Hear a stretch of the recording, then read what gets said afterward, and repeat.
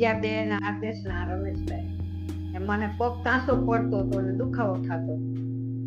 પછી તમે એનું નિદાન કોની પાસે કરાવ્યું? શું ઇમ્પ્રુવમેન્ટ? એક સફિયા સાહેબ પાસે કરાવ્યું મેં આ હોસ્પિટલમાં. પછી એને કીધું કે ઓપરેશન આવશે. ઓપરેશન કરાવી. ઓપરેશન ક્યારે કર્યું? જાન્યુઆરી. હા. પછી ઓપરેશન પછી તમને ચાલવામાં કે કોઈ તકલીફ પડતી હોય કે તમે રોજ બરોજ નીચે કામ કરતા એમાં કોઈ તકલીફ પડતી હોય કે એવું કશું થયું કે બધું સરસ રીતે તમને ઇમ્પ્રુવમેન્ટ આવ્યું? સરસ જ 3 મહિના આરામ કરી પછી સરસ આમ રેડી થઈ ગયું. બધું આપણે રીતે જાતે આ બધું હાલી ચાલી કામ કરી બધું ઓકે થઈ ગયું.